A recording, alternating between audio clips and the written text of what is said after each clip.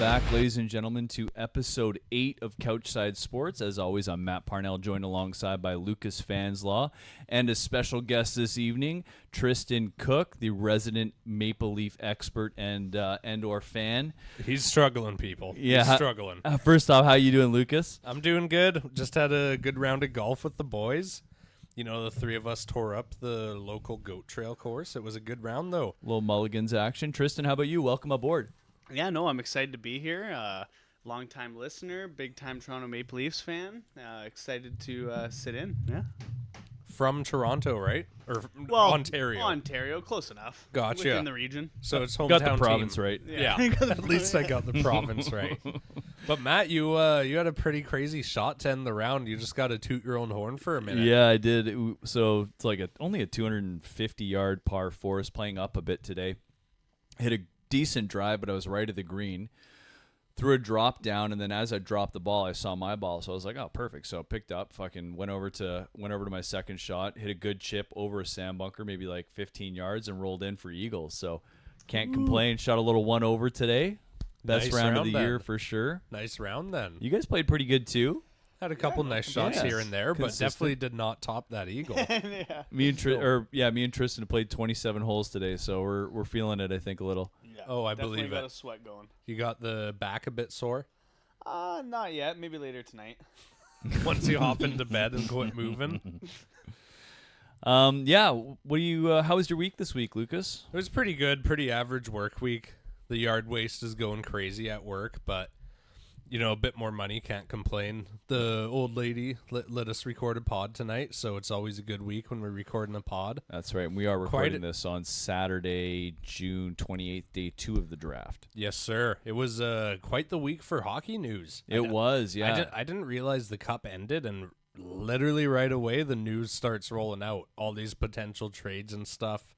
You got Marner with what we were talking about before the show with the sign and trade. Yeah, it hasn't gone through yet, but it sounds like that's going to be, what they want to go for. We'll talk about that in a bit. Yeah. The biggest news at the start of the week for me was the Evander Kane trade. Mm-hmm. Canucks pick up Evander Kane, $5.2 million, 1 year left on his deal, so going to be a UFA next year. And they sent out a 4th-round pick. What are your thoughts on that, Trystan? Have you looked at that at all? I mean, they're getting him back to his hometown, which is always nice. Mhm. I enjoy when a player gets to play where they want to play.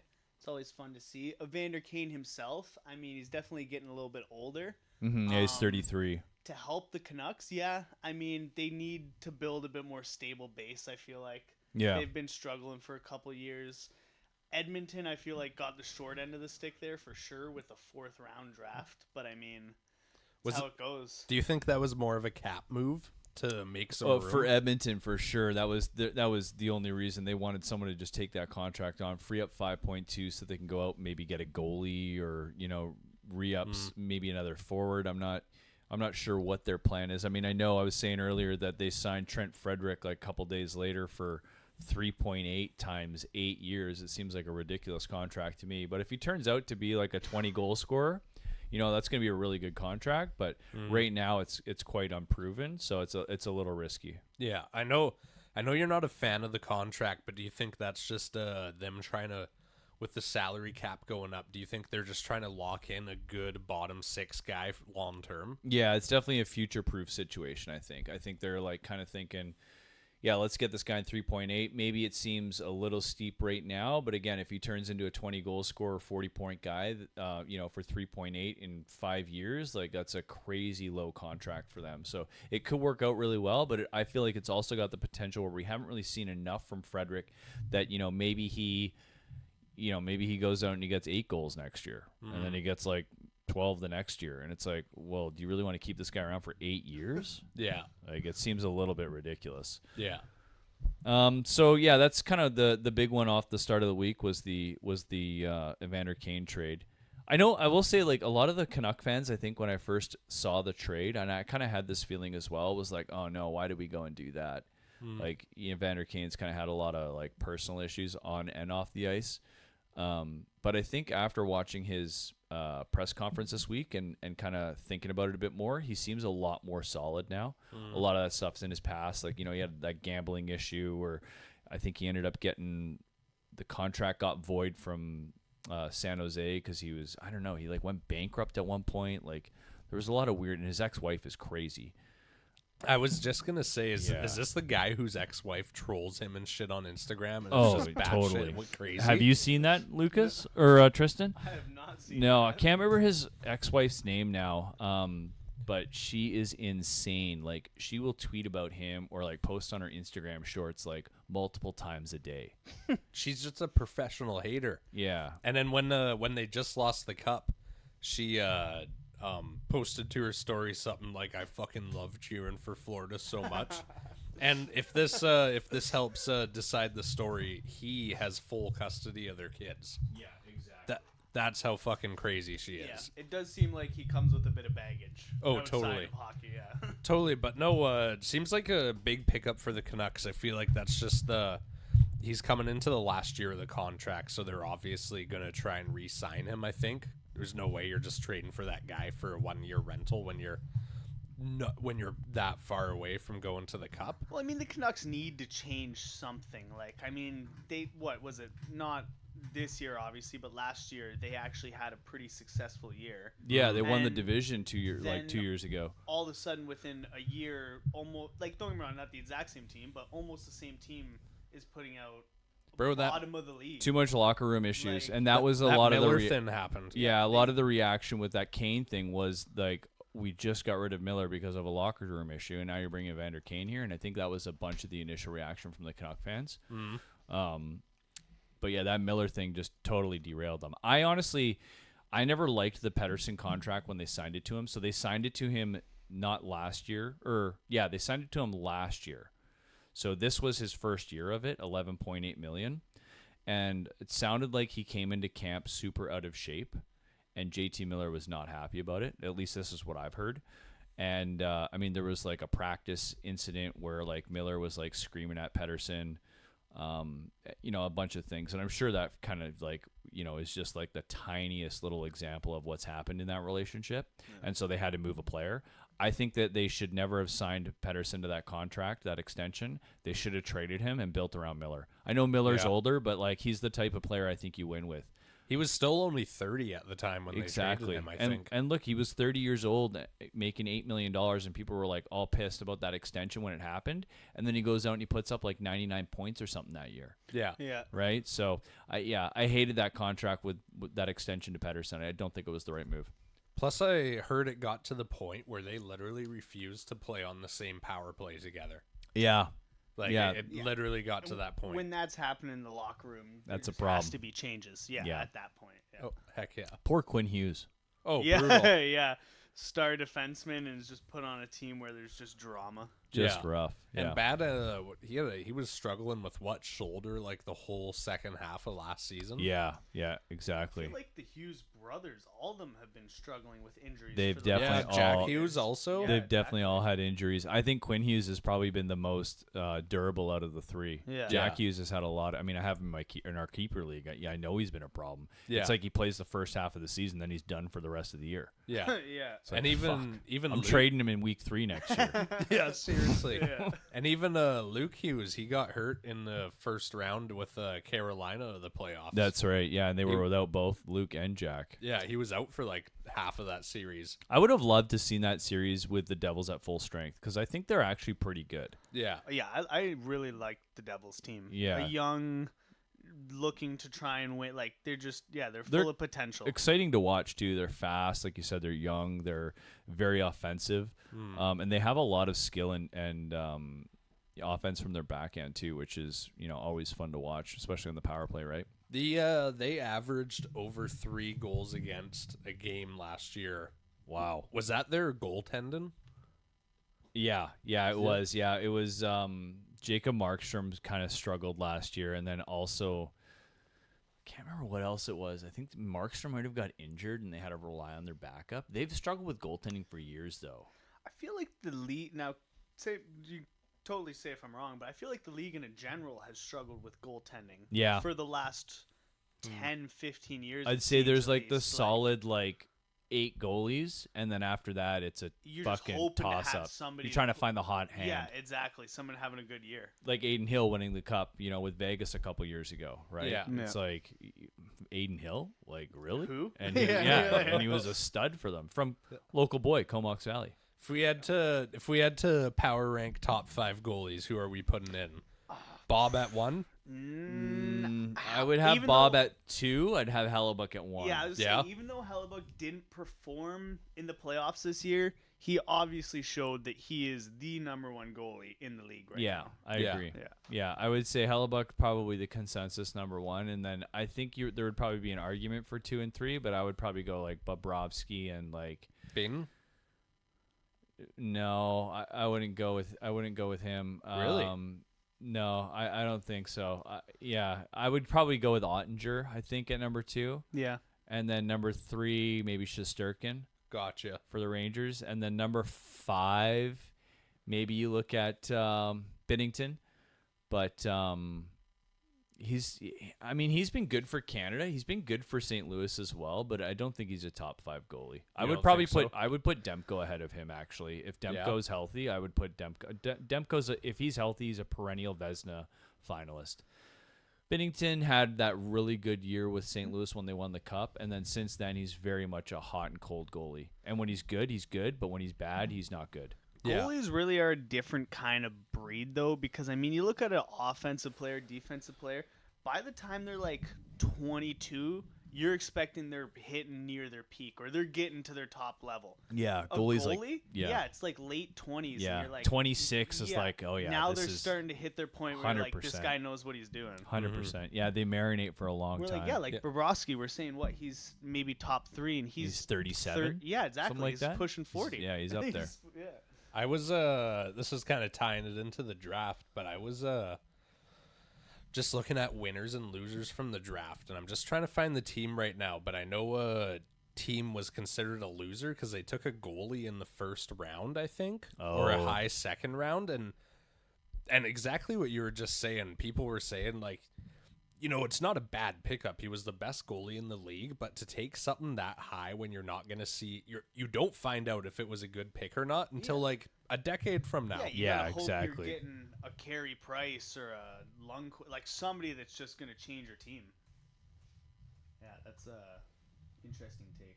Mm-hmm.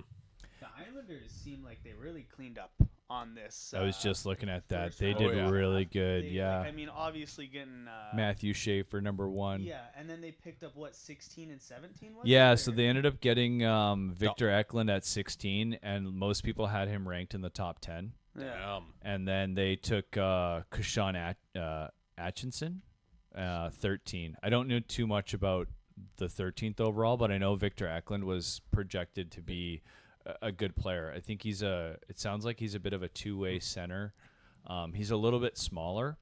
He was actually there for the Canucks to pick. Canucks picked at 15, and they took Braden Coots, and it was kind of like in the community very split. Like half the team or half the fans wanted Victor Eklund because 1, he's Swedish, 2, he's a center.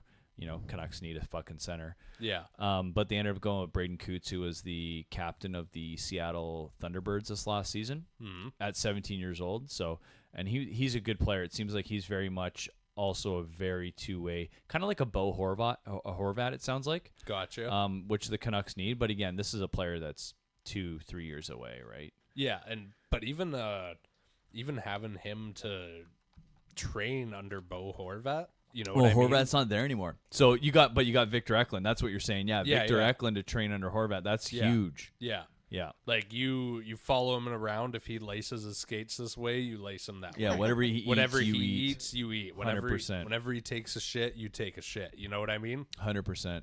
But yeah, the Matthew Schaefer story, have you looked into him at all? No, I know you sent me that YouTube video. Yeah, there's a documentary, actually. Tristan, you should watch this as well. It's 36 minutes long. It's done by Sportsnet. I can't remember the writer-director of it, but anyways, it's on YouTube. Anyone out there should go watch it. This kid's been through a ton. He, at 16 years old, he moved to wherever the hell he played in the OHL, somewhere in the States. It was Lake Erie. He played for the Erie... the fuck is their name? I don't follow the OHL enough, obviously. But anyways, he played for Erie, and he, I think he was in his billet house for about 6 months, and then his billet mom committed suicide. Yeah, not in the house. Apparently, she went for a walk, and like, so obviously that was like huge for him because, like, you know, it sounded like they got really close really fast, like that whole Yeah. family. Yeah. And so it's kind of like his second mom, you know, committing suicide, and then within a year, his biological mom, who, from what I can, you know, what you gather from the documentary, was kind of like the hockey mom, took him to practice, took him to all the games, that kind of thing, Yeah. and then she died of cancer, really like unexpectedly and really fast. Fuck. So this all happened before the age of 17. And then this past season, he got injured at the World Juniors. He only played 18 games in the regular season for the OHL team, and went to World Juniors. Second game of the World Juniors, broke his collarbone, out the rest of the season. Still goes number 1 overall in the draft. Wow. So this kid's been through a lot of adversity. It's a very good documentary. You should definitely check it out. Gotta love a player who can just keep fighting through. Mm-hmm. Like we were saying kind of with Matthews, like, you know, you can get injured, but a player that gets injured and still comes back and actually plays the same type of hockey they're playing. Yeah, they're a that's keeper. Yeah, that's the kind of guy you want on your team. Mm-hmm.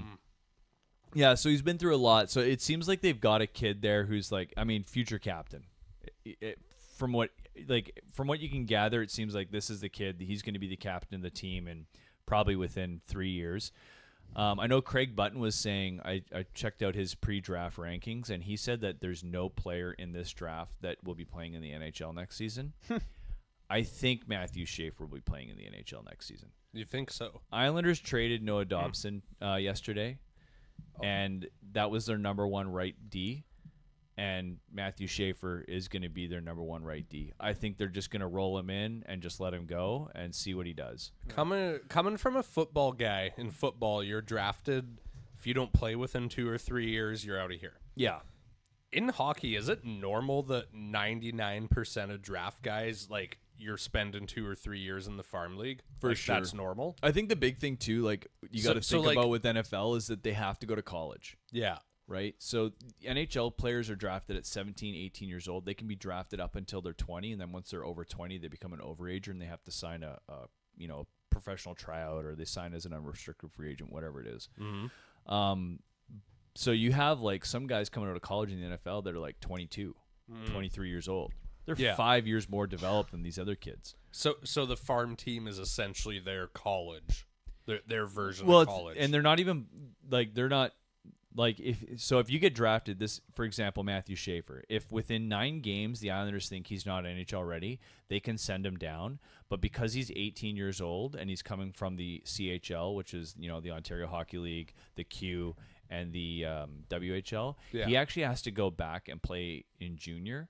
Okay. Or I believe, and I don't know this for certain, but if he doesn't sign an NHL contract, so say the Islanders say, hey, you know what, we want you to develop 1 more year, he does have the option now that he could sign and play in the NCAA for a year, but he cannot play for the Islanders and then go play in the NCAA.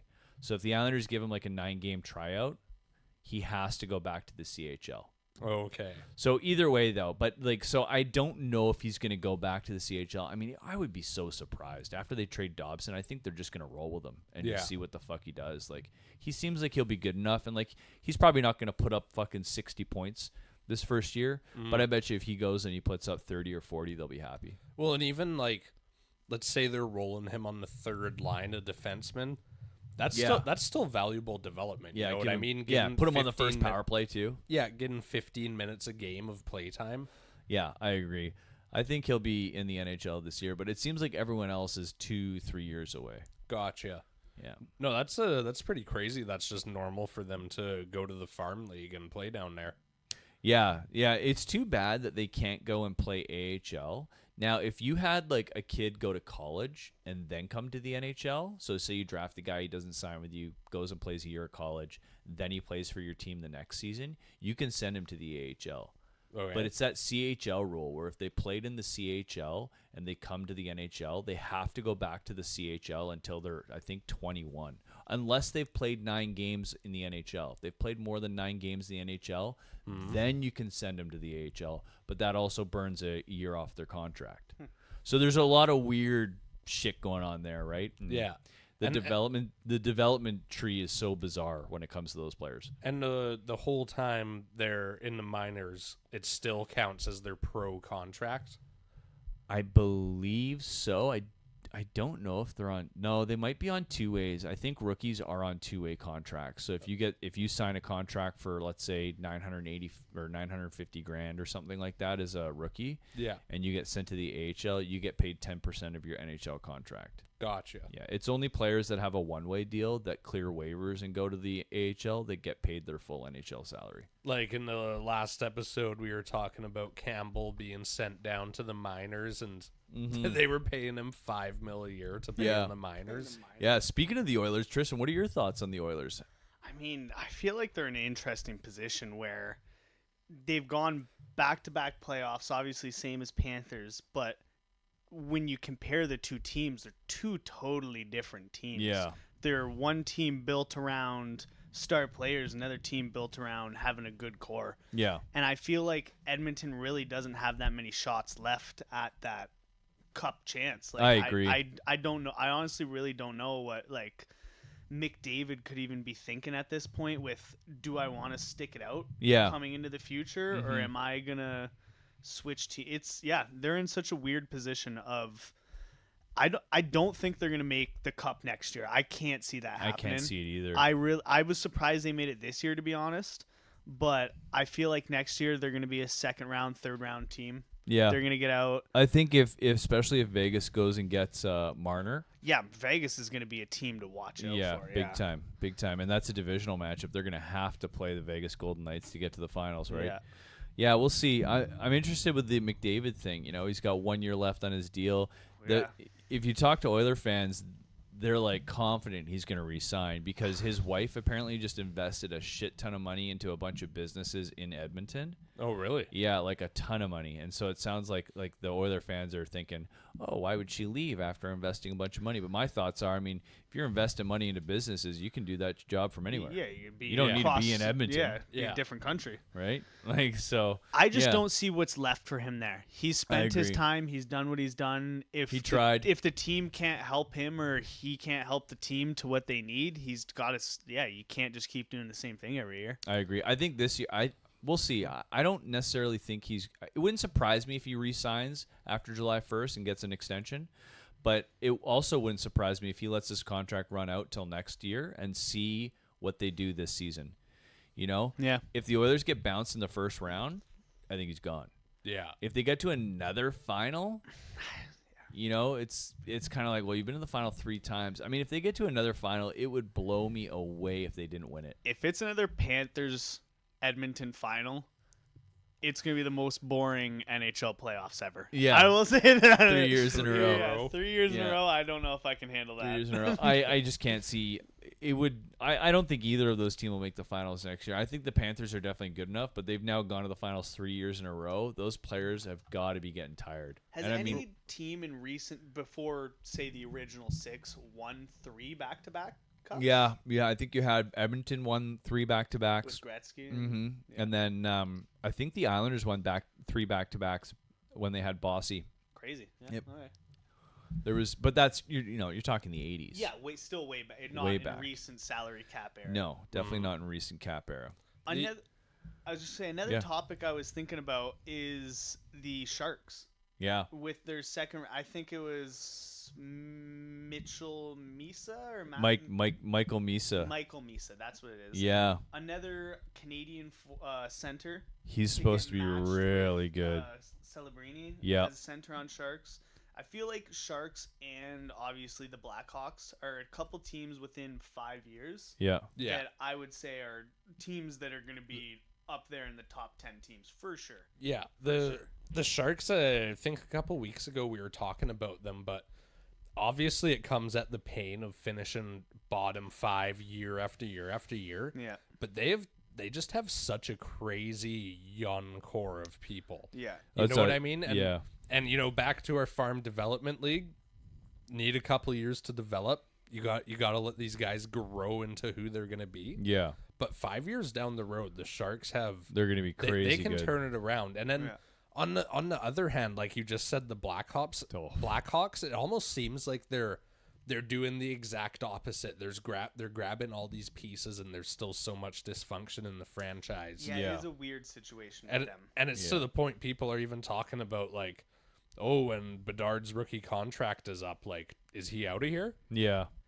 The only thing is these are recent, like, even the Sharks in the long run, they have had great teams in Yep. recent years, and I feel like, It's not been that long. yeah, like, No. it's not like they've Back had their when down- It's not Joe, been- not Joe been 10 Thornton was there. Yeah, it's not been 10 years, ago, yeah. Blackhawks were going for cups back to back. Maybe not Yeah. 10, but They're very similar paths, both yeah, of those teams. and I feel like their rebuild is going to be strong coming up the next bit. Yeah, I definitely like San Jose's rebuild more than Chicago's right now. Didn't Chicago get a cup like 2013? Well, they went back. I think did they go back to back cups? I can't remember. I don't think so. think they went back to When they back. had- I think they won 2 out of 3 though. Taves and Kane. I know they were Yeah. definitely won a couple cups. Yeah, That would have been back in like that 2008 to 2000 probably 13 stretch, somewhere in there. Because I know the Canucks went to the final in 2011, and that was the year they slayed the Dragon, and I think the Blackhawks had eliminated them in 3 straight years or something like that. And they Yeah, finally got They past finally beat them, and that was like when the Blackhawks were like insanely good. Yeah. them. I mean, they had Hossa, they had Seabrook. Taves, Seabrook, Duncan Keith. Yeah, they were just They were stacked. stacked. Yeah. When they I were- was a kid, that was like the team. It was like, oh my god, look at those Yeah. guys. You know what? I really like what San Jose has done. I mean, they've got Celebrini now. Now they got Michael Misa. They've got Will Smith there as well. And then who's that goalie, the young goalie in the oh minors? yeah, friggin' Askarov, Yeah. something like that. Yeah. Yeah, no, just a young guy who you were saying like has the potential. They got him last year or something. Yeah, like they that? picked him up last year, and I can't remember where he was playing, but he'd kind of like split some games in the NHL. Oh, it was Nashville. It was the backup in Nashville. He had played some games, but he wasn't like the starter there, obviously. And then he moved to San Jose in the offseason last year, and San Jose just put him in the minors the whole season. I think he might have played a few NHL games, but their priority was like just give him a full Get season in the him minors. ready. Let him Yeah. just go. And yeah, he'll be like the future starter for them. And then you also got Sam Dickinson too. So they've got a really good core, dude. Yeah. Like they're going to be like you said, 5 years really Yeah, good. they're going to be a team to watch out for. Yeah. Tied in with a little bit of the Blackhawks talk, just kind of reminded me. Taves signing to Winnipeg. Oh, yeah, That's a- 1 year, $1 million deal. That don't get me wrong, he's getting older, but that's a great pickup for Winnipeg. That's a guy that they need. Was on it a that- $1 million deal? I think so because 1 year, he 1 hasn't, mil? he hasn't played in 3 years. Did Yeah. you see? I could be wrong, but from what I understand, he had long-term COVID effects Yeah. that kept him out from playing. He didn't want to come back and play. Yeah. Really? And supposedly, what people are saying is he wants to finish out his year and hopefully go for a cup run with the Jets. Damn. Which Well, is- and he's from Winnipeg, right? Yeah, That was exactly, the yeah. big thing. Is he's the hometown boy. He's going to go play there for maybe 2 years. I mean, we'll see. Yeah. Has He's going to be an effective third line center for them, though. Do you think I'm just looking at the top UFAs this offseason? Do Yeah. you think Ehlers is staying in Winnipeg because he's the biggest No. piece on their No, team? you No, don't think Ehlers won't resign. He would have resigned by now. You I think think so? yeah, he's going to sign somewhere else for probably $8 million, something like that. I don't think Winnipeg's going to resign him. What Almost positive. their Holy priority hell. was Connors, Oh, yeah. right? Yeah. Yeah, I feel he's like he was a solid player for Winnipeg. For he this is. He is. He's good. I mean, don't get me wrong, but he's Yeah. not a $10 million forward. Year. Yeah. He's yeah, he's like he's a top liner that is like a good supplemental piece. yeah, he's not you your know? star player though. Yeah. Hmm. I think he's making 5 right now, so it'll be a decent upgrade for him. But yeah, I don't think he'll be back in Winnipeg. He would. It's like the Brock Besser situation with Vancouver. They would have already signed him by now. Yeah. The fact that these guys are free agents in 3 days.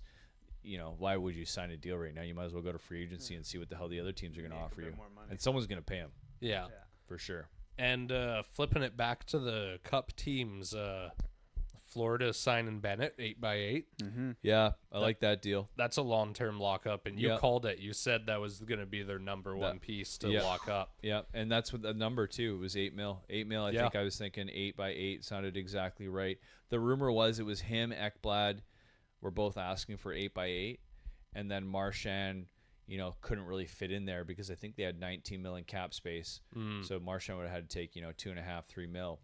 But if they maybe make a move to get rid of someone, they could probably keep Marchand. Again, we talked about this last week. I don't see Marchand signing for $2 or $3 million. No. And I think they're going to prioritize Ekblad over Marchand. Yeah. Marchand's And getting they older. still haven't signed Ekblad, right? No, he's still not signed. Gotcha. I was having some issues here with my mic stand. The Marchand, he was rumored to go into Toronto, huh? Yeah, that's an interesting one. Yeah, what I are your don't know. thoughts on that? It's a weird one because he's like, don't get me wrong, if you could give me a player that's Brad Marchand, that's not actually like the exact same player, but it's not Brad Marchand, yeah, he'd be a great fit on Toronto. But just because Toronto has hated Brad Marchand and he's played for Boston, he's destroyed Toronto's dreams in the past, now he played for Florida and destroyed Toronto's dreams, it's like, this is really the player we want on our team. It's such a weird choice. But as I said, if you could give me a player like him, yeah, for sure. Somebody who's going to get in the corners, who's going to get everybody excited and want to play. I would definitely take that. Did I see he's from there? Like from Ontario? I know he's Canadian. He's Canadian? I just say I don't know if he's right from Toronto or Ontario, but I do know he's Canadian. So. Gotcha. And that would be a great pickup. Him and Tavares, a couple old guys on the team to really settle down some of the young guys and get them to play in the playoffs. It's a crazy core the Panthers have going forward. They have Barkov until 2030, Tkachuk 2030, Reinhart 2032, Bennett 2033, Verhage 2033, Lundell 2030, and then on defense they got Jones until 2030 and Forsland until 2032. Crazy, dude. Like the core of that team is locked up so long term. Yeah, that's crazy. They're so good. When do they have Lundell till?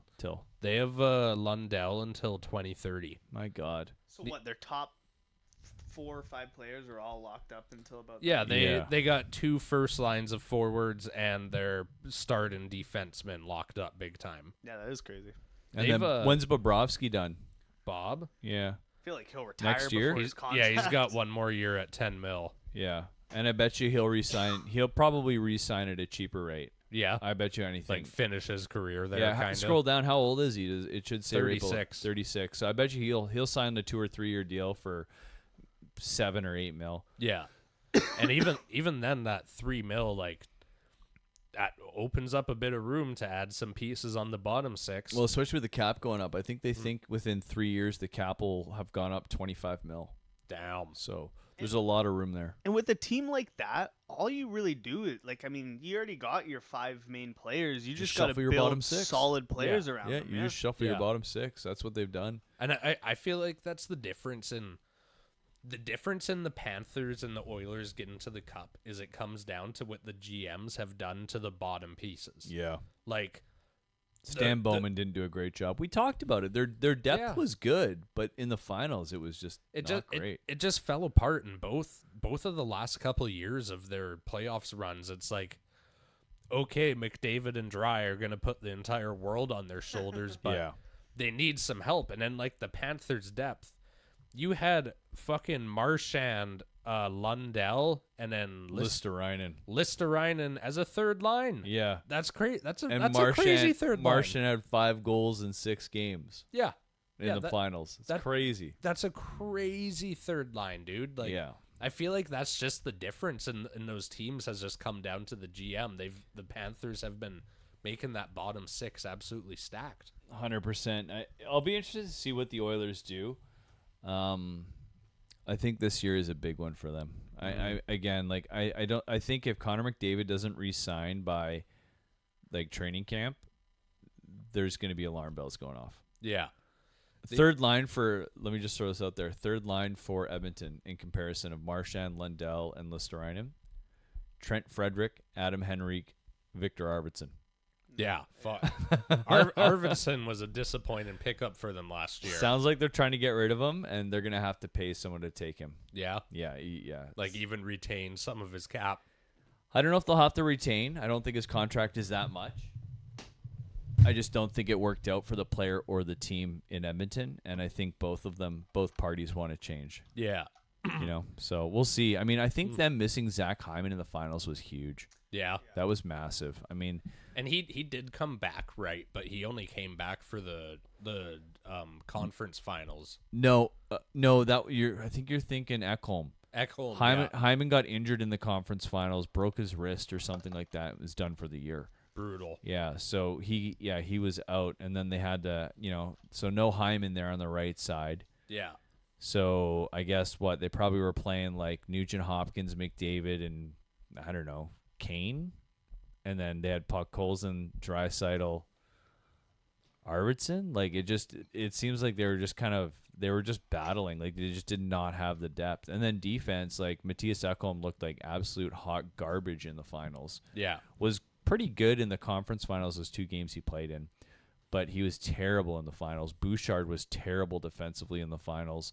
Darnell Nurse, not great either. Jake Wallman was their best defenseman in the finals. Yeah. And he's a third pair. He's Yeah. a third pair guy, right? So we'll see what they do. I don't know. And then goaltending again, that's another big fucking issue for the Oilers. You got Stuart Skinner and you got Calvin Pickard. Well, neither of them have proved to be a good enough number 1. No.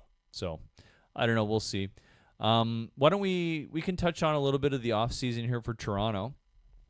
I was just going to say, we were talking about how long-term locked up the Panthers are. Toronto's quite the opposite, Trystan. You guys have a lot of changes coming. Yeah, well, it looks like I wouldn't call it a rebuild, but it's definitely a workaround they're going for this year. Obviously, it looks like Marner is doing a re-sign trade, and he's going to be sent to Vegas. Yeah. Who they're getting, that's kind of still rumored. It looks like we're going to get 2 people back, potentially. Yeah. Was it Nicholas Roy and Nick Hague? It seemed like that was the rumor. That is the rumors, and in the long run, it's going to keep their salary cap down from what I understand, and it's going to bring a couple more solid players in. Are they Marner? No, they're not, but they're also a little bit bigger. They're a little bit stronger than Marner, and I think that's something Toronto needs right now is they need a little bit more. They need the people to get in the corners and get the puck out. They kind of seem like they'd be a good suitor for Evander Kane. Yeah. Yeah. That would have been the type of player that I'm surprised that they weren't going after. Maybe they were. We just don't know. Like with a guy like Marchand, I feel like he's very similar to Evander Kane. Yeah. And great pickup potentially for Toronto. Is it the right guy? I don't know, but they do need more just some grit. Yeah, all around. Guys that want to go in the get trenches. In the corner. They don't really care. They're going to get the puck out. Are they going to score a bunch of goals? No, but are they going to get the puck out to Matthews or Nylander, the guys that might actually score the goals? Yeah, exactly. That's what they need right now. That's like this year they really created an identity and literally signing big defensemen. Yeah, we've talked about that. Yeah. Just making a big blue line. Well, that was the thing, and we were talking about this beforehand. Was they picked up Jake McCabe in the the off season last season, and you're good. So they pick up McCabe, but they had to move out their first round pick for that this year, so they didn't have a first rounder. So I think Trystan was saying their first pick was like second round, 30th or something like so 60th overall. In the NHL, what are you hoping to get in the second round? You're hoping to get a guy that makes the team in, I'd say, 4 years as like a bottom 6 guy. You're hoping a solid third. Third line guy. Yeah, third line, fourth line guy. And he's got to marinate. Producing. He's got to marinate for a few years for sure. Gotcha. Best thing Toronto has done this offseason is the Tavares contract. Yeah, I was just going to bring that up. So $4.38 million. Yeah, for 4 years. For 4 years. What are your thoughts on that? I mean, the rumors were he was looking at getting signed for $5 million if he was going to sign back to Toronto. So for 4.3, I mean, you can't complain. They got a deal on that. And if he signed anywhere else, I would assume bottom line he's getting like 6-7 mil. Yeah, I would something think like 6, that. yeah. So he gave them a good deal. Yeah, he wants to be there. He wants to play. He wants to finish his career there. And in the long run, that's a player that I personally want on the team.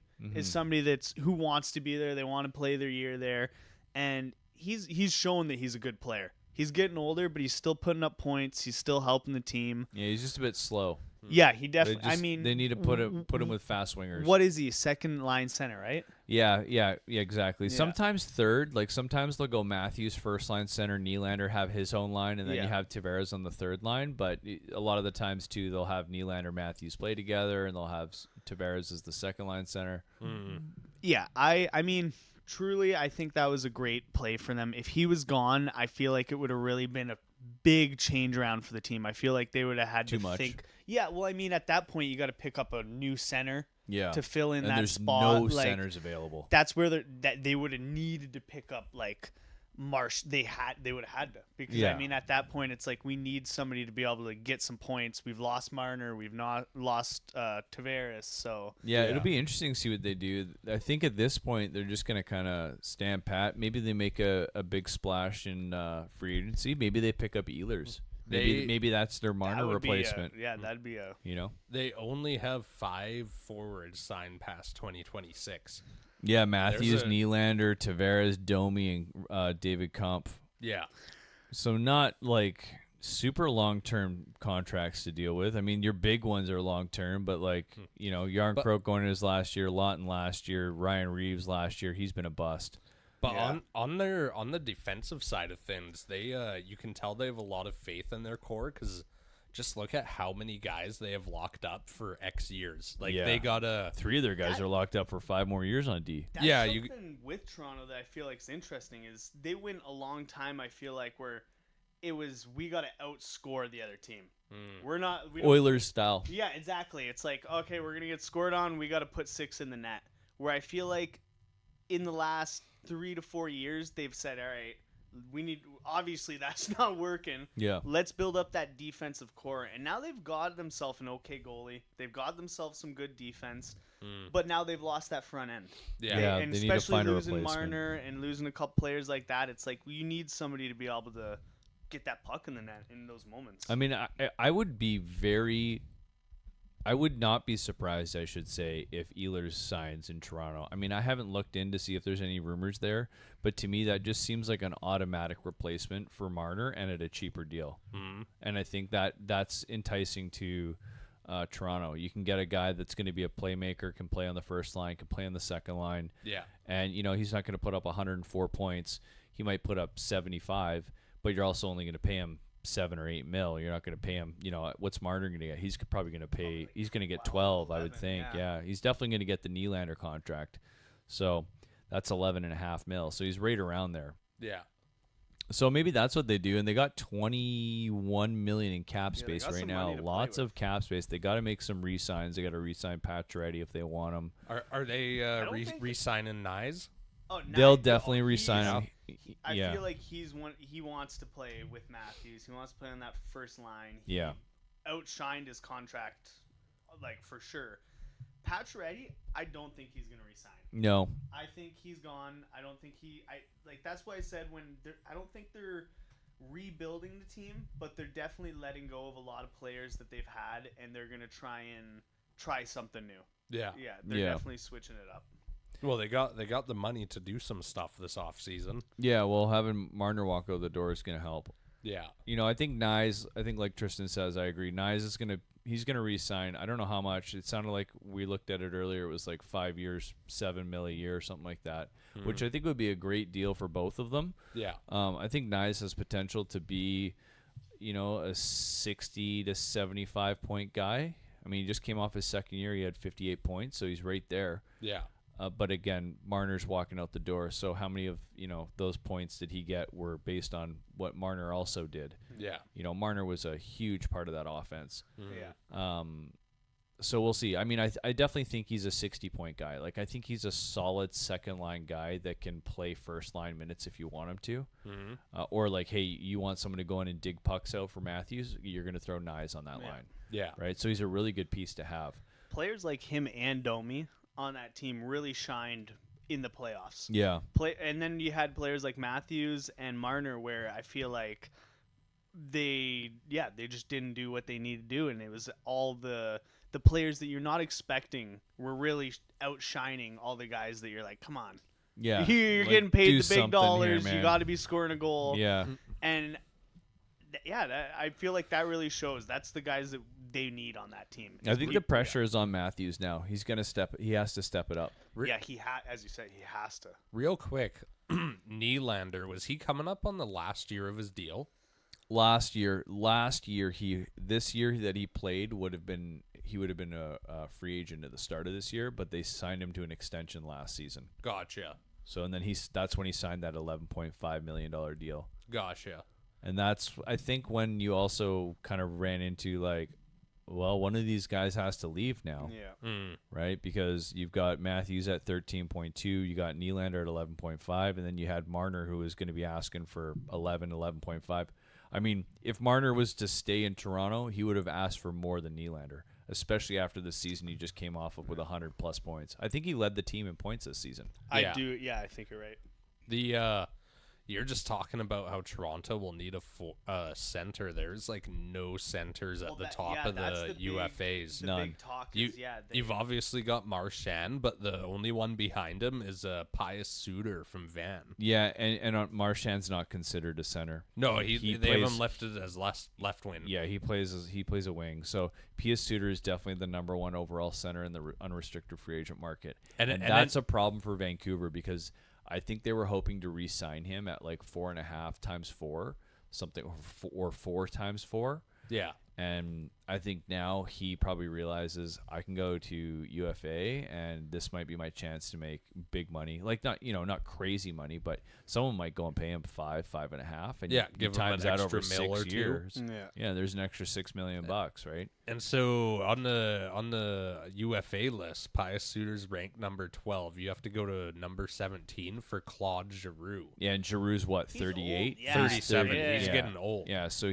and honestly, it wouldn't surprise me if he actually re-signed in Ottawa. Yeah. I think like he might go to UFA, but I wouldn't be blown away if we're talking next week and it's like July 1st he re-signed in Ottawa. And then if you want to go one further, the next listed center is Mason Appleton from Winnipeg. He's like a third line center guy. Yeah, that's tough. Yeah. No, that's tough. That's crazy. Only 3 centers in the top 40 of UFAs. And there's such a shortage of them. The NHL wants to expand to 34 teams, and it looks like they're probably going to. But like, there's such barely any centers in the league. Yeah, there's. I feel like we're diluting down the product a little too much at that point. Spreading the talent too thin. Did you hear about that? The expansion consideration for Atlanta? No, I haven't. Were you going to Atlanta? Yeah, Atlanta round 3. Around Because they had the Atlanta Flames, who became the Calgary Flames. Yeah. And then they had the Atlanta Thrashers, who became the new version of the Winnipeg Jets. So it sounds like there's a proposal, or it seems like a foregone conclusion. The next team in the NHL will be somewhere. It'll be Atlanta, somewhere in Atlanta. Who would go with them to keep it an even number? I think what they might do is what they did with Vegas when they expanded to 31. They did Vegas for a couple years, and then they expanded to 32 to go with Seattle. And I think they'll probably just go with an odd number in the East. Gotcha. And not then rush it. Yeah, and then maybe in a couple years they'll add another team. And it doesn't necessarily have to be a team in the West either. They could add a team somewhere on the East Coast and then move one of those teams from the East to the West. Like Detroit, I mean that's East, but Detroit used to be in the Western Conference. Back when I was a kid in like 2005, 2006, the Canucks played them in the Western Conference in the playoffs a lot. So, all those days with Steve Yzerman and stuff, they were always Western Conference team, which was weird. That is weird. Same with Chicago. Well, Chicago's still in the West. They're in the Central, right? So you could see a team like that, like someone like maybe Columbus or Detroit, I guess, would move back over. Yeah. I don't know. I don't know the logistics of it. It also sounds like maybe Houston is on that list, of a short list for a team. So if you had a team in Houston, then you could just have one in the East, one in the West, 17 teams in each conference. And then did you hear they're going to 84 game seasons now? Add in 2 you were games. saying that. Yeah, so they're I think they're cutting the preseason down, and then they're going to go to an 84 game schedule. So that would be, if they go to an 84 game schedule, I think right now that is like a perfect, like you play each team in the other conference once, one home game, one away, and then you play each team in your conference, whatever it is, 4 times or something like that. And the math worked out to be a perfect fit. So, because right now it's a bit awkward. There's like, you'll play like your division 4 times, then you'll play the division in your conference 3 times, and then there's some teams that you cross over. It's not quite even. Yeah. It worked with 30 teams, but now with 32 it doesn't. So, I mean, that should be good. I fucking hate the preseason to begin with. I feel like everyone fucking does. waste of It's just a time. tease. It's just a tease. It's like, oh, we're going to play 2 games today, and it's going to be a split squad game. One team, Calgary, is going to play Vancouver in Calgary, and then Calgary is going to play Vancouver in Vancouver. And then neither of those teams have, like, any NHL players on them. They're fucking all AHL players. And it's like, what are we fucking doing here? Yeah. Like, let's just get to the regular season. In the NFL, you know how the starters will play like 1 drive and then they're out for the whole game? Yeah. Is the preseason the same? The starters might play 1 game, Yeah, 1 or 2 they'll games. play like I would say like a starter probably plays 3 games. Get the rust off of him, and that's it. Yeah, and it wouldn't surprise me too if like one of those 3 games, like, you know, in the regular season they're getting 21 minutes a night, and they might play 1 game where they only get like, you know, under 10 minutes, just kind of getting their feet wet, getting back into it, right? Gotcha. Also, real quick, bouncing back to Edmonton. Yeah. And the whole goalie stigma there. On the free agent list, it's got Jake Allen rated pretty high. What do you think of him? Not the answer. Not the answer. No. What? No. Just like a high end backup? I'd say, yeah, he's like, how old is he now? 34. I would say he is very much like a Calvin Pickard type. Ooh, 276 goals allowed. Yeah, it's not terrible, but who was that with? Montreal? That's his career stats. Career stats. Who did he play with most recently? New Jersey, Right, and he was backup. 266 and then a 344. Yeah, And with Montreal, he averaged a 3.3 to a He was 3.6. hanging in the threes. yeah, he's not the answer. I think So that just shows how scarce goalies are. If They got gotta to make a trade. top of the list for free Well, agents. yeah, that's what we're saying. Definitely seems like a good goalie anymore is hard to come by. yeah. Well, and I was saying to Matt last week, like, when a good goalie comes up, it seems like a team will draft him. They'll see he's good. Boom, 8-year contract. Like, you are never leaving our organization. Yeah. Like, you're stuck with us. We're riding you to the end. Yeah, I agree. That just seems like how it works with good goalies. Well, like, look at Demko. The Canucks have Shelovs in the minors who just won the MVP in the AHL playoffs. yeah, the Abbotsford. Calder. Yeah, Shout out Abbotsford. Go Abbotsford. Let's go Canada. That was cool to see the Canucks finally win something. Wasn't the It Vancouver wasn't Canucks, even but them. that's all right. We'll take it. But yeah, you know, you got Shelovs down the minors there, but the Canucks have Lankinen. They just re-signed to 4 or 5 years at 4.5 mil. So he's making like decent money, like not pure backup money, right? And then it sounds like they're going to extend Demko July 1st. They'll extend him. I don't know how many years, but I'm assuming it'll be like a fucking 5-year or 6-year deal, something like that. He just had a bad injury year last year. He's right? very injury prone. Like he's had a few bad injuries the last like 4 years. Yeah. So, but they're going to extend him. So it's like, well, where does Shelovs go? Like Shelovs isn't fitting in this equation now at all. They're going to have to move him. You know, someone could take a flyer on him. That was one thing I saw with the Oilers was like, oh, maybe they go and they get someone like Shelovs. Yeah. But it's like they already have that with Skinner. Yeah. They need to go out and like trade for like, I saw a rumor that they could be trading or trying to trade for Jeremy Swayman out of Boston. Really? Yeah, which would be interesting. Like, try and get him while his stock's down almost. Yeah, exactly. Yeah. I mean, he's got a big contract. Like, maybe Boston feels a little bit like they're not in a position to win right now. So let's trade him, see what kind of assets we can get back. Yeah, didn't Boston just give him a big contract? Last season, yeah, last offseason, a massive one. So we'll see what they do there. I'm not 100% sure. The Oilers, for me, I think the Oilers and I think Vegas and Toronto and also Vancouver are like the most interesting teams to me this offseason. I think there's not much a lot of these teams can do, and there's not a lot of great players available. Yeah. Like teams, if they want to get better, they're going to have to make trades. You know, if you want a center, like, are you going to go sign Mason Appleton? No. Well, I mean, maybe a bit of an ignorant point, but is draft capital not as important in the NHL because it's so much of swing and misses? Besides, like, obviously the first 15 picks in the first round, those guys, you're pretty guaranteed to get a starter out of them. Yeah. But is draft capital not as important in the NHL in the sense you might as well trade it to get confirmed guaranteed pieces? Yes and no. I feel like Like the Canucks and trading a 4th round pick for Kane. that's fine. You know, like That's fine. With Kane, you know what you're getting in a 4th round Yeah. pick. Like that just seems like a crapshoot at that point in the draft. I'd say the first 2 rounds are valuable, especially if you have a pick in the top 15 most years. Maybe not this year, top 10 this year, kind of thing, top 12. But usually, if you got a pick in the top 15, like that's a player that's most likely gonna play some NHL games. Yeah. You know, 15th overall might not be for a couple of seasons, but you might get lucky, right? You might get lucky, and all of a sudden, this guy is 14th overall, and he's playing in his second year of pro, and he's like a stud. Yeah.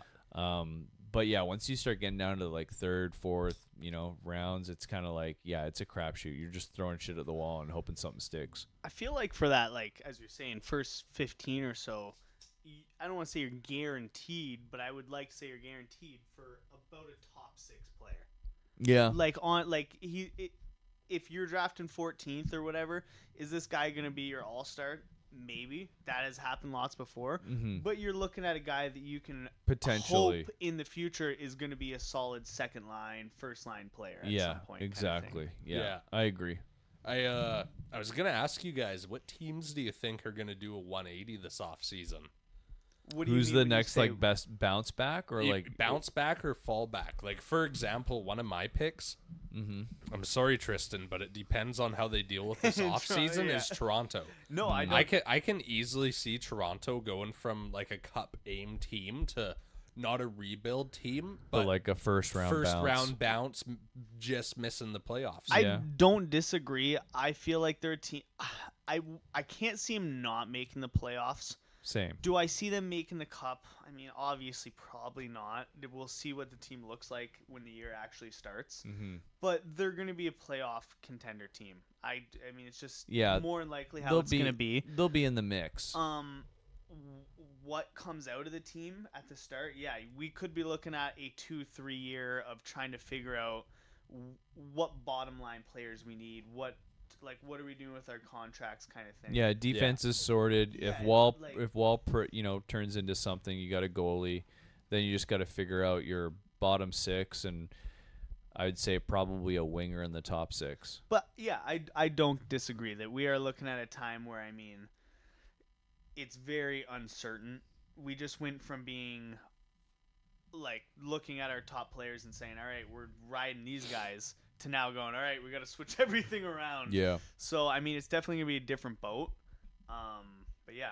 I got one for you. I think the team that's going to make a big turnaround this offseason is going to be the Utah Mammoth. Oh. You think so? I think they're going to be a top 4 seed in the West next season. They are stacked with young, really good players. And if they can figure out a goalie, I think they're going to be really good. They got Vejmelka right now, who's like okay. They got to go out. If they can go out and land a good goalie, I was kind of hoping they'd get Gibson from Anaheim, but he got traded today to Detroit. They'll be pretty solid. They got Logan Cooley, you got Clayton Keller. You've got who else you have there? They got a ton of good young players too. I got to look them up here and just kind of refresh my brain. But Logan Cooley looks insanely good. And here we go. Don't they have Schmaltz as well? Yeah. Oh, they just picked up J.J. Paterka the other day. That's right, that trade where they traded From the Sabres? Yeah, they traded Josh Doan and Kesselring to the Sabres for J.J. Paterka, which seemed like a fucking steal of a deal for Utah. Yeah. And then they signed him to a $7.7 million deal. So, I mean, he's going to be a beast for them. There's your first line left wing. Then you also got Dylan Guenther, who's another young stud. So we'll see. It's going to be really interesting to see what they do. I don't actually see Logan Cooley listed on their roster here for some reason. Oh, there he is. He's $950K this year, and then he's going to need to re-sign next season. But so he's still on rookie. Still on rookie, yeah. One more year of rookie deal. And then on defense, they got Sergachev, who they picked up off of Tampa Bay last year. Sean Durzi, who had a good season this season. Yeah. John Marino, solid two-way defenseman. Oli Mata, another solid two-way defenseman. Ian Cole seems like a good, third pairing two-way defenseman. The Canucks had him and then unfortunately let him go. So I just, I don't know. If they can pick up a goalie, I feel like Utah can make some noise, man. Like Logan Cooley, I have him in actually both my hockey pools, my fantasy leagues. And I was high on him when I drafted him. I got him like 5th or 6th overall the year he got drafted. Yeah. And like first year was whatever. I think he went to college. And then I can't remember how many points he had this year, but I think he was like a 60-point guy, which as a 21-year-old is pretty impressive. And he wasn't playing first line minutes. He was second line for them most of the season. Yeah. So yeah, that would be my pick for a 180. I've had a up and down relationship with Dersey thanks to fantasy. Yeah, the injury. Well, when we created the league, he was on a 1-year, $1.7 million deal, and I picked him up, and he was like a 40-point player on $1.7 million, and that's as a D man. Yeah, you're like, sign me up. Yeah, totally. So he bet on himself, and he made the right choice. Bet on himself.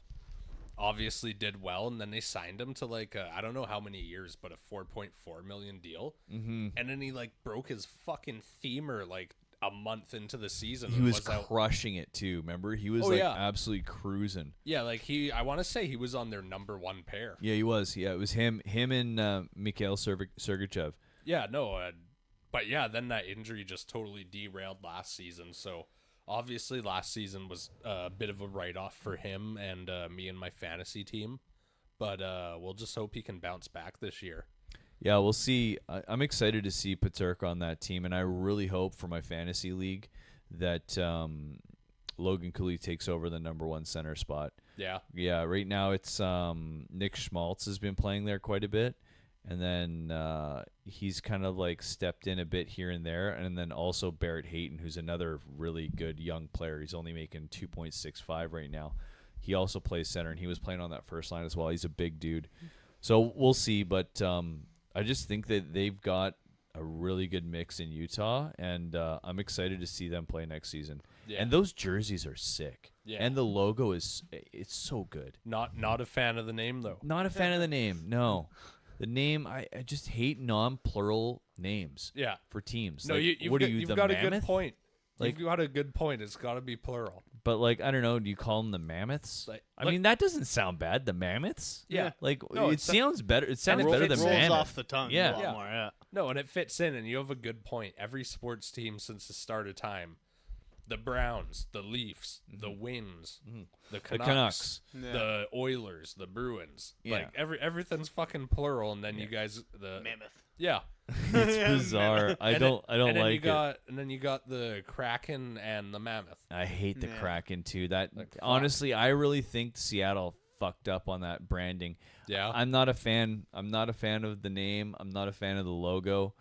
I was hoping they'd go for something like fish related, like the salmons or the sockeyes, or like the Seattle Sockeyes. Like, to me, that sounds better than the Seattle Kraken. And it fits in. Seattle's a fucking Pacific Northwest I didn't town. know there was Kraken in Seattle. I didn't know that either. either. Bizarre. Not a fan, dude. Not a fan at all. I'd like to throw in my pick for this. Now, I'll be real. I don't know too much about this team, but I've heard a lot of talk about this team coming to this next year.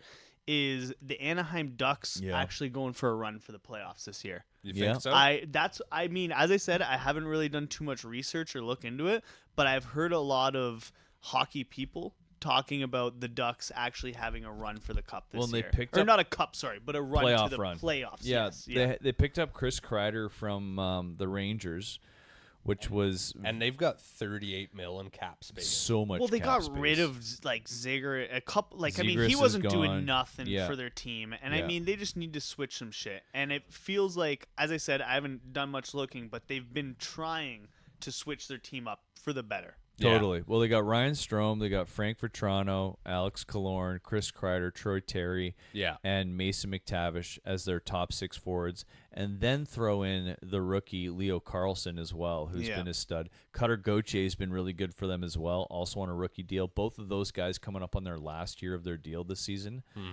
so they'll need to do some re-signing for next year. But again, they've got $38 million right now, so they got lots of space. Their defense is a bit suspect. Yeah, they only really have Trouba, right? They got Trouba and they got Radko Gudas, Radko Gudas is a great defenseman, physical, in your face, big, strong guy. Yeah. But then after that, it's like Pavel Mintyukov, who's again a rookie who looks like he's going to be pretty good, but he's young. He's 21. Olin Zellweger, 21, also on a rookie deal. So, their defense is suspect. And then now they just got rid of John Gibson, right? So they got Lucas Dostal there, who seems to be like a good young goalie, and he'll probably be the starter moving forward. Or maybe they give it to Peter Mrazek, who they just picked up today in that trade. But I think not having Gibson there is, it hurts them. But he was also, I think, 30 or 31, and it was like, let's trade him now while he's got some value. Yeah, looking at their defense, they have an incredibly young defense. Their whole team is crazy young. But their definitely, defense, half their defense is 21 years old. Exactly. Yeah, The random fact, they're only using 51% of their cap. Or sorry, 52. Crazy. 52% of their cap. They've got room to make some moves. Yeah. Crazy.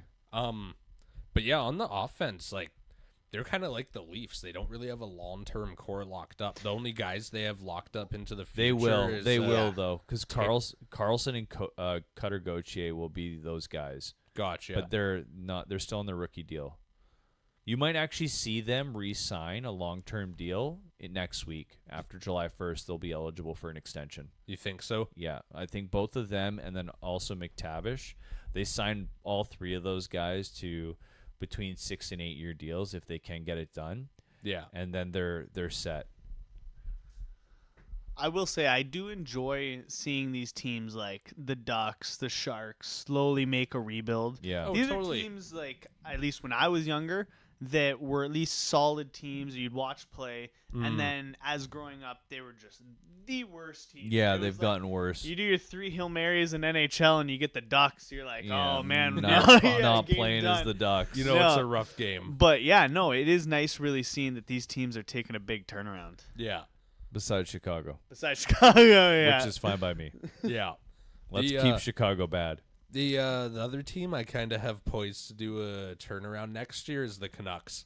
Yeah. I just feel like if they have an off season to get healthy and get their shit together, they'll be a better team. Because last year wasn't even a performance meltdown; it was a in the building meltdown. Yeah, and Pettersson was horrendous last season, but I think a lot of that, again, we talked about, is due to the Miller situation, and hopefully this offseason Pettersson's got a chance to just get stronger. Apparently he was injured last offseason, didn't, again, come into camp, in great shape. That's a big thing. If you get behind, you can't be playing catch up in the NHL. You got to show up in the best shape you possibly can. Well, unless you're Alex Ovechkin. Especially when you're one of the highest paid players on the team. Yeah, if he goes back to being a 100-point guy, they'll make the playoffs next year. But the big question for them is going to be who's playing number 2 center. Yeah. They have to sort that out. If they don't re-sign Pia Suter and he goes to unrestricted free agency and signs somewhere else, I honestly do not know who or how they're going to play a number 2 center. They don't have anyone. I was going to say, where does Kane fit in there? First line wing. First line? Yeah, I think he'll play with probably DeBrusk and Pettersson, or maybe it'll be like Höglander and Pettersson. Have they re-signed DeBrusk?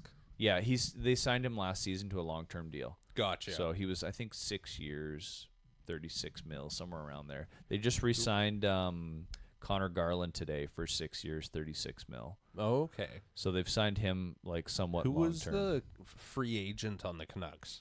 This season? Boser. Yeah, Brock Besser. He's out of there, you think? Yeah, for sure. He hasn't signed yet. They can't afford him. He's going to probably get paid $8 million by Minnesota, it looks like.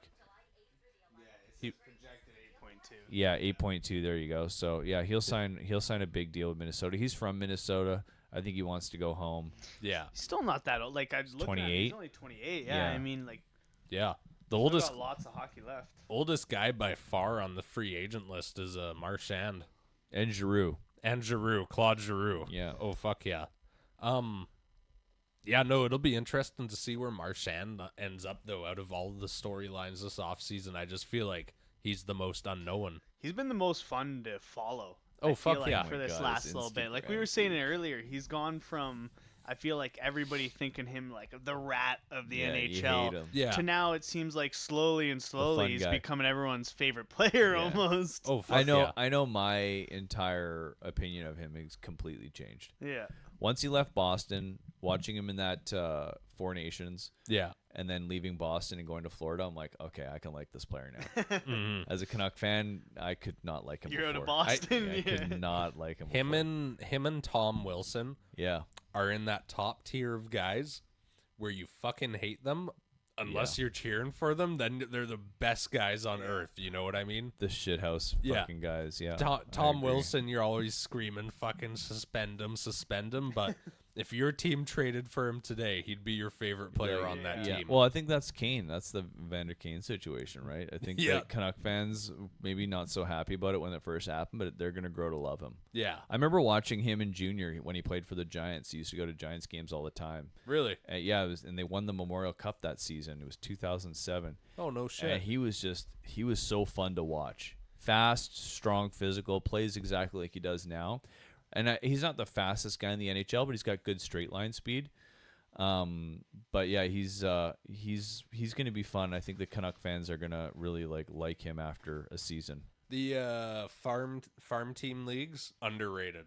Yeah. Like even going to a Victoria Royals game. Yeah. Low key super fun. Good hockey, dude. It's I great know hockey. they have a fucking urinal of an arena, but I mean good vibes. Yeah. You know what I mean? Yeah, it's a good time. I mean, it's probably honestly one of the better rinks in the WHL, though. Are you serious? Well, because they're playing at the Save on Foods Memorial Center, right? No shit. Yeah, so it's a decent rink. Like it's nice. Like it's new. It's a new building. Okay. The Giants, they're playing at a new-ish rink as well. It's smaller, but they're playing at the Langley Event Center. They used to play at the Pacific Coliseum, which was where the Canucks played back in the day before GM Place got built. Yeah. That was a urinal for sure. I mean, it's just so old. Was big rink for a WHL team. You know, you could put 16,000 people in there, but they're never selling that many tickets anyways, right? Yeah. So I think that was one of the reasons why they went to Langley. What do you think average attendance is? In the dub, Yeah.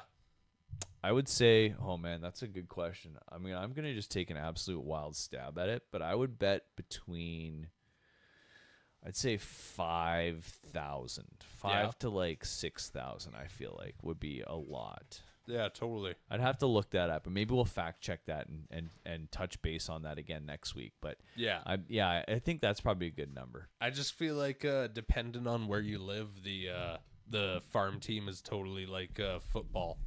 Yeah. Football over in Europe. Totally. That soccer they call it. Yeah, and then if you look at AHL, which is the actual farm leagues, like the fucking the pro leagues, but like where the Canucks would pick someone up from. Yeah. I don't think their attendance is that high. I think it probably averages less than WHL. Really? I think so. That's crazy. I think the WHL teams probably average higher attendance for sure.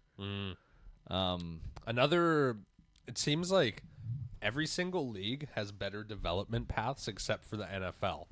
In the NBA, you got the G League. It's called the G League, right? Yeah, it is. Yeah. Yeah, you got the G League, MLB. You literally got the exact same program as the NHL, the farm teams. You know what I mean? Yeah.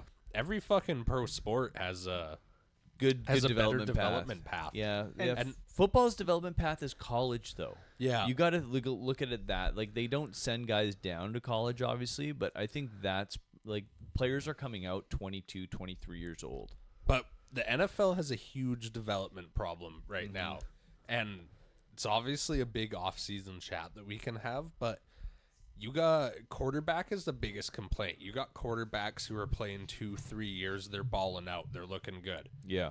Okay, I better go get drafted. I'm gonna go in the first round. I'm gonna make 17, 18 Right, they want to mil. make that first contract money. But there is years of development lost, and they're just being thrown into the NFL. And when a first-round quarterback does bad for 2 or 3 years, you're out of here. Yeah, like see your you later. career's Sam fucking Darnold. done. Sam Darnold. Yeah. So as somebody who doesn't really pay too much attention to the NFL, I do kind of understand like they don't have like a WHL or whatever, but in the long run, the players like that, they're just tossed into the water. Yep. Just so, like, They're on the practice rosters. They have That's a like a Baker Mayfield career. Baker Mayfield was drafted by the Browns. He looked okay, he had his ups and downs, but he was kind of meh. So he signs a 1-year deal with the Panthers. He signs a 1-year deal with the Bucks. And then he's actually made a home with the Bucks. He's a rare occurrence. And the other big rare occurrence is Geno Smith. Yeah. The old Seahawks quarterback. Yeah. He was drafted by the Jets. He played for 2 years. He was kind of meh.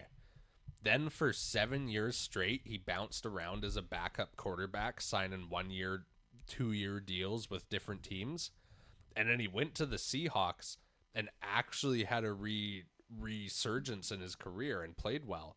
But most of the time, like I was saying earlier, like if you're a high draft pick and you're drafted and you play like shit, you're off the team in 2 years, you might get picked up by another team or two.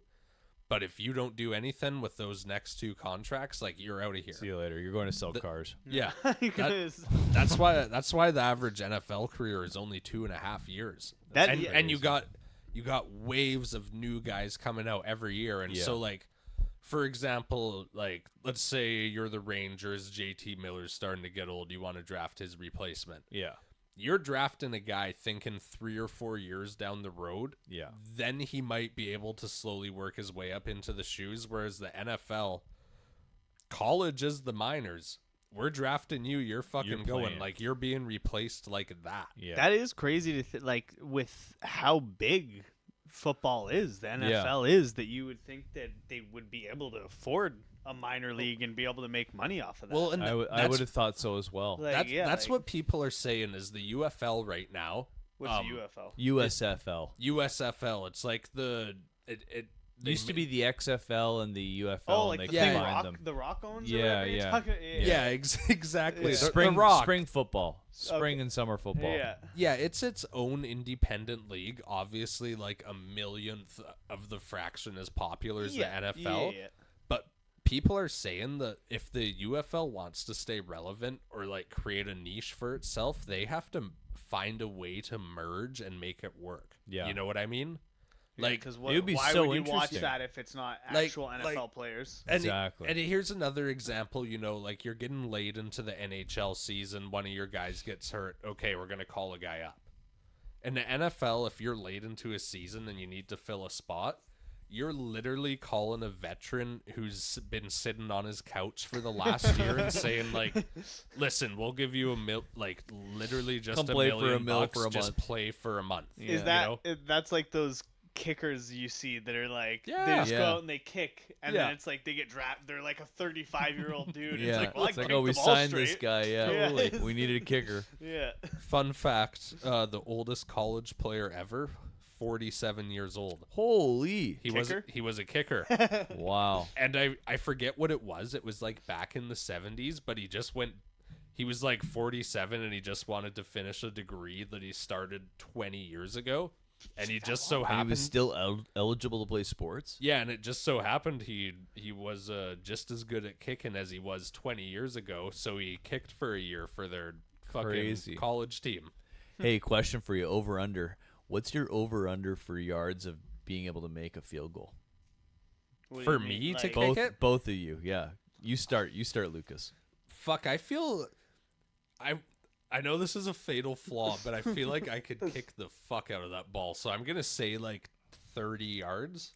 Okay. I know 30 30 isn't crazy, but for an average It's a male, long one. You know what's funny? He said, I think I can kick the fuck out of it. Yeah. I was like, oh yeah, 30, 20 yards, whatever. Yeah, I was But thinking then the I'm same. like, oh, maybe not. I don't know if he's saying kick the fuck. I played soccer, not at a high level, but I played soccer a lot of my life. yeah. And I think a 30-yarder is makeable. I that might be a hot take. I mean, I don't know, this but might I'm have just to- thinking of it. I'm thinking of it right now. I'm like, I'm sure I can figure out the technique Bro, within a few shots. What about this? You travel down to LSU to watch a football game. Pat McAfee pulls you up to the stage and you're doing that $1 million kick or whatever it is. And how far is that more one gimmicks. from? I feel like that's not that far. I think it's only 30 yards. Is it 30? Yeah, I think it's only 30 yards, but I mean, no one fucking makes it. I'm nailing that. Oh, I'm nailing that Yeah, shit. that's all easy. day. That's Do easy. you know how fucking locked in I would be in that moment? Oh, dude. I've kicked a rugby ball a couple times. It can't be that much Oh, different. and it's lighter than a rugby It ball. is. You You should can be able to boot kick that it shit. further Yeah. for sure. You can boot that shit. That's good. Do you have any Bet365 things for next week? I know there's not been much going on, but we can do that and then maybe wrap it up. We can get some Bet365 going. Angel Reese miss her next shot. Angel Reese picks her Over 10 get her rebounds next on her own rebound. shots. Yeah, I'm gonna take a parlay. She misses the first shot of the game, and then she also gets 10 rebounds. Yeah, let's see what we got going on this week. Yeah, we can have a gander. There's not much sports going on. Oh, we're kind of in the dead season. We just Baseball. You've got to do the baseball stuff. yeah. Yeah, first inning to not score. I actually got a bet boost on that the other day, and Did you? It was like a 4-leg one, and 3 of the legs hit. Did they? Yeah. Fuck yeah. Yeah. If only the last leg hit. We were talking about that a couple weeks ago, right? Yeah. Yeah, it's a good one to bet. I think I'm gonna get into that a bit more here, especially with the dry months ahead for the next 2 months. I was liking that sleeper app. The Yeah? one that were for the For the football. fantasy? Yeah, that they have some interesting picks on there. Yeah. I obviously they don't do money line. It's only player props, Yeah. and you have to parlay, which once again kind of Yeah. it can screw Makes it it around. twice as hard. But they offer a lot of like, hey, I wonder if that's where you can get the Angel Reese to miss her first shot. oh for sure, yeah. Yeah, Oh, because I'll- I I'll looked be on looking on that. Bet365 and it was not on there. It wasn't there. No. That's too easy. Yeah. Bet365 Too easy. doesn't do super special ones, I don't think. No, like I They- noticed they- even the Super Bowl specials, there's always more Super Bowl specials on PlayNow.com Yeah. than there is even on Bet365. That's Yeah. when you got to go to those like third-party crypto. Yeah, gambling. Crypto.com. Yeah, where they'll have like how many times is Taylor Swift showing Yeah, on the TV? exactly. Yeah. Is the national anthem over or under 2 minutes and 4 seconds? Exactly. Yeah. Hey, do we wanna do baseball, FIFA, or CFL?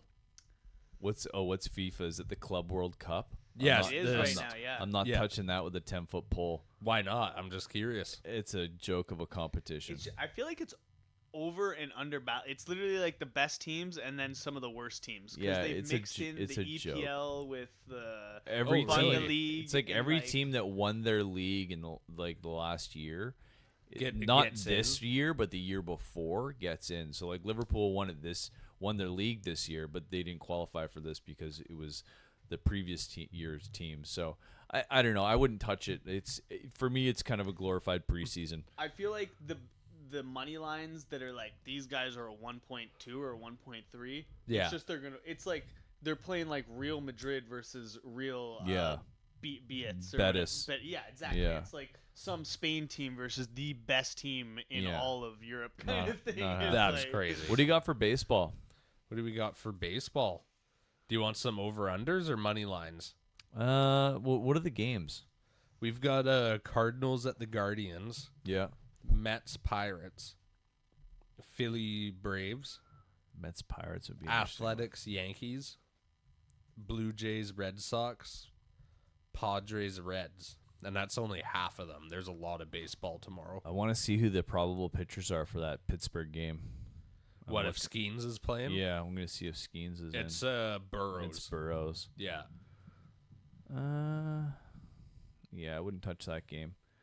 I'll take the Yanks versus the Athletics.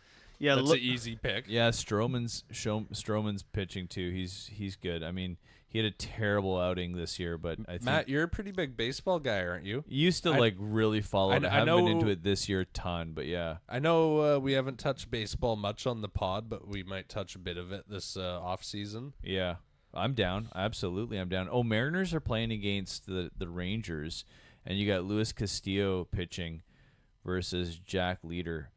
What's the over under in that one? 8. 8? And what's the money line? What minus 125 the Mariners. Really? So they're actually the Rangers are a dog at home. Yeah, but they're only plus 105, so it's basically It's a pick 'em. I'm taking the Mariners in that one, and I'm taking the under. Under? Yeah. Just real quick, bringing it back to the Club World Cup. Yeah. The first game in this Club World Cup, Yeah. PSG Yeah. versus Inter Milan. I know. Or sorry, Inter Miami. Inter Miami. Yeah. So I mean, of right the there, MLS? you get an idea of yeah, what it was the games are PSG, looking one of the like. best teams in Yeah. the world, playing against an MLS So team. I don't want to say if you want a free bet, but that looks Yeah. like a pretty good. What the line. fuck is that one at? That's probably It's like only a minus. It's what- a 1.2. It's a 1.2. And it's 11 for Miami to win. It's So 11. I would, as I said, don't get me Wow, wrong, it's an like, 11. That whole cup. So it's is an gonna be it's easy a games. plus 1100 Yeah. to take Miami, and then they're like a minus That- 120 or something like that. That's worth putting a buck on. And then I mean, A you go dollar. into Your next game is Bayern Munchen. Bayern Munich. Bayern Munich Yeah. versus I've never even heard of it. Flor- Flamingo. Oh, okay, yeah. Like once again, just a top team versus Yeah. a nobody I, team. I like think that. they're like Portuguese league Yeah. or something like that. Pretty low Is it down. Fluminense or is it Flamengo? I mean, here you can. I honestly, I wouldn't be able to know. It is Flamengo. Yeah, that's what I thought. What is that? I feel like Flamengo is Serie A. What is that? A Yeah. pretty second-rate team? Well, that's why. Yeah, it's literally like the best teams in the world are playing all the teams that are like. Yeah, Flamengo is brutal. Flamengo is Serie A, not the good one, not the Italy Serie A. They're the Brazilian league. Yeah. So I mean, not great against Bayern Munich. What's that one at? I think Bayern Munich's like a 1-3. Like they're all like a 1-2, 1-3 to win their. And that's games why for the that first fucking round. I don't know, man. That whole tournament is just. I mean, maybe it's an easy win. Until the finals, yeah, it's just Yeah. not interesting to watch. Yeah, it's just like- not interesting to watch for sure. What do you got? What's the over under on that San Francisco Giants White Sox game? 8.5. Interesting, because Verlander's pitching against Jonathan Cannon. Neither of them have a good ERA this season. Verlander's 0-5 with a 4.52 ERA. I would almost take the over in that game. I don't know. I would take the over, and I would take the Giants. Yeah. Yeah, I mean the Giants have been killing it this year, and they were actually my team. The Mariners and the Giants. Those are my teams for sure. So it's cool to see the Giants maybe starting to turn a corner because they've been kind of very average the last 5 years. Did you also take the under on the Mariners Rangers? Mariners Rangers, I took the under. Yeah. Okay. Yeah, took the over. I would take the over in the Giants White Sox, and I would take the under in the Mariners Rangers. You said it was 8, right, for Mariners Rangers? Yeah. Yeah, what's that one payout at? I've got I've got the Yankees, the Mariners, and the Giants all parlayed, Yeah, and that's 10 into 166. that's a good one. Yeah. Tris, I do feel you like got, that's a do you got a good bet. leg to throw on there? No, to be honest, I'm not too big into baseball. What about football? be real or with it, soccer? see, sorry. What about soccer? Let's well, throw a once soccer again, leg if out we're there. if we're gonna throw a leg, into Throw a Club soccer, World Cup on there. Give us Flamengo. I would probably go. Let's take something that's actually worth your money. Something could hit, Yeah, especially if you got a parlay I would going. say take Inter Milan. Inter Milan. They're a 1.7, and they're playing once again. They're playing a second tier team, as we've kind of talked about. They're the highest. What's the odds- spread? What's the spread in that Milan game? Can you take the spread? What the spread? Are they like a -1.5? Let me take a look. Because I would honestly, if they're a -1.5, I would take them with the spread. Yeah, you could go -1 for Okay. a 1.9. Yeah, I would take that. And Oh, a -1. So if it goes to 90 minutes and it's a draw, then it doesn't count, right? You have to. With soccer, you have to pick it. they just play. I could be wrong, but they were just in the Premier League finals against Champions League finals. Champions League finals. Yeah. Sorry, yes. Yeah. Milan was against So PSG and they lost, but they're yeah. Playing this once again. I don't mean rude, but a second tier team. Oh, you can be rude. Yeah, be rude. Be rude. They should just dominate them. Who are they And playing? throw Sorry, I see two Inter Milans. Flu- No. Inter Miami. Oh, and they're Inter- playing. Fluminense or whatever. Yeah. Yeah. Like, once again, just Yeah, a team I would that's take not Milan. even in the I would La take- League or EP. Like, I would take Milan I would take them with the spread, honestly. I think they'll win that game probably 3-1 or something. Okay, all of that parlayed together, $10 into 282. Let's go. pretty good. That's a good one. I'm putting $1 on that. I'm throwing a tenner on that for sure. Fucking rights, boys. All right, well, that'll do it for episode 8. Tristan, thanks for coming out. Hopefully Thanks have you for back having us. again soon. Yeah. Yeah.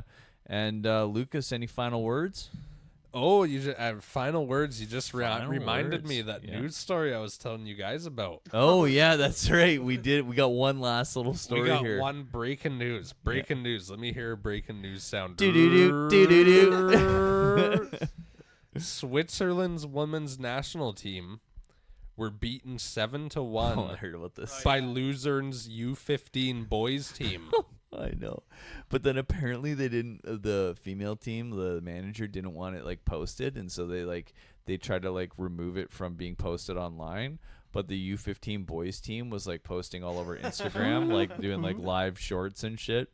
Yeah, so it's pretty embarrassing. I saw them kind of trying to defend it, being like, "Oh, the women's team, we play against youth boys all the time to just get us ready. It's like our Yeah. preseason games." But it's like, Look, man, if You that lose in U15 team has Yeah. fucking Yamal on it, I don't give a fuck what women's team you Yeah. put out losing there, dude. 7-1 in Yeah. a preseason, it still doesn't look It good. doesn't look. I don't care who the fuck you're playing, And unless I- you're like, come on. I don't want to hear the you weren't trying factor because let's say you're in that situation.